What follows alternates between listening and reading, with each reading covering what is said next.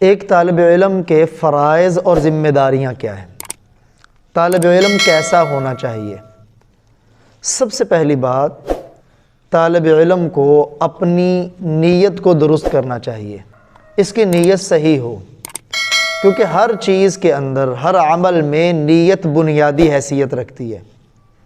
اگر ہماری نیت ٹھیک ہے تو ہمارا عمل ٹھیک ہے، اگر نیت خراب ہے، اگرچہ عمل کی ظاہری شکل دین والی ہوگی، تب بھی وہ عمل ہمارے لیے آفت کا ذریعہ بن جائے گا۔ سرور دو عالم صلی اللہ علیہ وسلم نے ارشاد فرمایا، انما الاعمال بالنیات، تمام عملوں کا دار و مدار نیت کے اوپر ہے۔ اور ایک اور روایت میں آپ نے ارشاد فرمایا، کتنے ہی عمل ایسے ہیں یتصور بصورت الدنیا، کہ جن کی بظاہر شکل و صورت دنیا کے عمل کی ہے، کہ وہ دنیا کے کام ہے، لیکن اچھی نیت کی وجہ سے وہ دنیا کا عمل نہیں رہتا بلکہ وہ دین کا عمل بن جاتا ہے۔ اور کتنے دین کے کام ایسے ہیں کہ جو بری نیت کی وجہ سے دین کے کام نہیں رہتے بلکہ دنیا کے کام بن جاتے۔ ہمارے استاذ مکرم حافظ شاہ محمد صاحب رحمہ اللہ تعالی رحمتاً واسعہ، مولانا احمد علی لاہوری رحمہ اللہ تعالی کے شاگرد تھے، جامعہ قاسمیہ رحمان پورہ لاہور کے محتمم تھے۔ وہ فرمایا کرتے تھے، اگر نیت صحیح ہے تو نورانی قاعدہ پڑھانے والا اور صحیح بخاری پڑھانے والا دونوں برابر ہیں، اور اگر نیت خراب ہے تو یہ مدرسے میں بیٹھ کے پڑھانے والا، پڑھنے والا بازار میں بیٹھ کے آلو بیچنے والے سے بھی برا ہے۔ اس لیے سب سے پہلے ہم نے اپنی نیت کو صحیح کرنا ہے۔ لیکن نیت ہماری ہو کیا علم حاصل کرنے میں؟ سب سے پہلی نیت یہ ہو کہ یہ علم اس لیے سیکھ رہے ہیں تاکہ اس سے ہم اپنے اللہ کو راضی کریں گے، اللہ کی خوشنودی کو حاصل کرنا ہے، اللہ کی رضا کو حاصل کرنا ہے۔ نمبر 2، یہ علم اس لیے حاصل کر رہے ہیں تاکہ اس سے ہم اپنی آخرت کمائیں، آخرت کا گھر بنائیں۔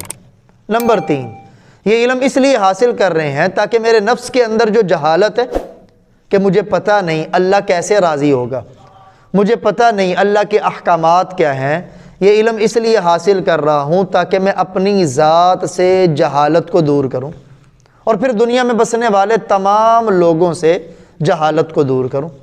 نمبر 4، علم حاصل کرنے میں آپ کی نیت یہ ہو، میں علم اس لیے حاصل کر رہا ہوں تاکہ میں اسلام کو پوری دنیا میں زندہ کروں، اسلام کے باقی رہنے کا ذریعہ بنوں۔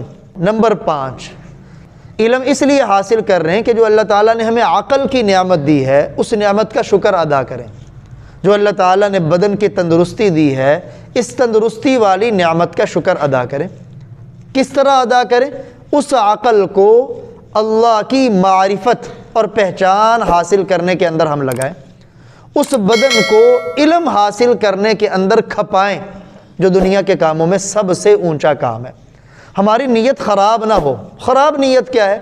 جی میں علم اس لیے حاصل کر رہا ہوں، علم حاصل کروں گا تو مجھے نوکری اور جاب اور ملازمت اچھی مل جائے گی، دنیا کی طلب ہے۔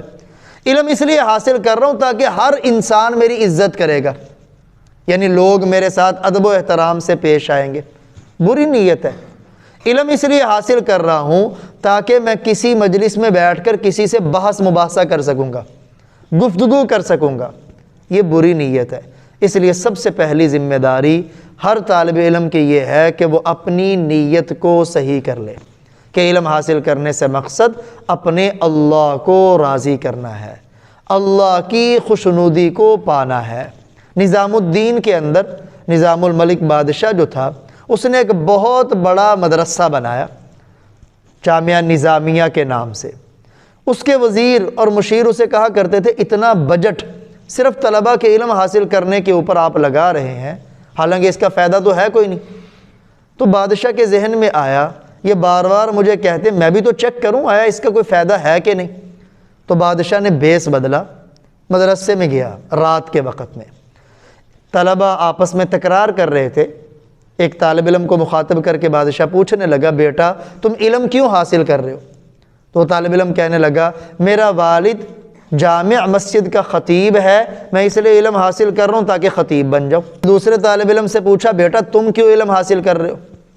اس بچے نے کہا میں علم اس لیے حاصل کر رہا ہوں، میرا والد وہ قاضی اور جج ہے، میں علم حاصل کروں گا تاکہ میں بھی قاضی اور جج بن کے اپنے والد کی سیٹ سنبھالوں۔ بادشاہ کے قدموں کے نیچے سے تو زمین نکل گئی کہ یہ بھی دنیا کا طلبگار ہے۔ تیسرے طالب علم سے پوچھا کہ تم علم حاصل کیوں کر رہے ہو؟ اس نے کہا میں اس لیے حاصل کر رہا ہوں، میرا والد بادشاہ کا وزیر ہے، اسی علم کی وجہ سے میں حاصل کروں گا تو مجھے بھی بادشاہ کے پاس وزارت مل جائے گی۔ اب بادشاہ تھکا ہارا پریشان واپس پلٹ رہا ہے اور ذہن میں یہ ارادہ بنا چکا ہے کہ اس مدرسے کو بند کر دیا جائے، یہاں تو کوئی بھی اللہ کو حاصل کرنے کے لیے علم نہیں حاصل کر رہا، اللہ کو پانے کی فکر کسی کو بھی نہیں۔ اب واپس جاتے جاتے جب بادشاہ گیٹ پہ پہنچا نا تو قریب ایک حجرے کے اندر ایک چراغ جل رہا تھا اور ایک طالب علم اپنی ساری توجہ یوں کتاب پہ ڈالے ہوئے بیٹھا ہوا تھا۔ بادشاہ نے کہا چلیں جاتے جاتے اسے بھی پوچھتا جاتا ہوں، یعنی بادشاہ اندر داخل ہوا اور سلام لی۔ وہ طالب علم اس قدر اپنے مطالعے میں مگن تھا کہ اسے بادشاہ کے نہ آنے کا پتہ چلا اور نہ ہی سلام کا پتہ چلا۔ طالب علم ایسا ہی ہونا چاہیے۔ اب بادشاہ سلامت نے اسے ہلا کے کہا السلام علیکم ورحمۃ اللہ، اس نے سلام کا جواب دیا۔ اس سے پوچھا بیٹا تم اس قدر مگن اور مصروف ہو مطالعہ کرنے کے اندر، یہ علم کیوں حاصل کر رہے ہو؟ تو وہ بچہ آگے سے کہنے لگا یہ علم اس لیے حاصل کر رہا ہوں تاکہ میں اپنے اللہ کو پہچانوں۔ اب اللہ کو کیسے ہم نے پہچاننا ہے؟ دیکھیں ان آنکھوں سے اس اللہ کو ہم دنیا میں دیکھ نہیں سکتے۔ اللہ کو پہچاننے کا طریقہ کیا ہے؟ انسانوں جنات کی پیدائش کا مقصد اللہ جل جلالہ نے قرآن پاک میں جو بیان فرمایا نا وَمَا خَلَقْتُ الْجِنَّ وَالْإِنسَ إِلَّا لِيَعْبُدُونَ، ہم نے جنات اور انسانوں کو اس لیے پیدا کیا تاکہ وہ میری عبادت کریں۔ علماء نے اس کا مطلب بیان کیا اَيْ لِيَعْرِفُونَ، اللہ فرماتے میں نے انسانوں جنوں کو اس لیے پیدا کیا تاکہ وہ مجھے پہچانیں۔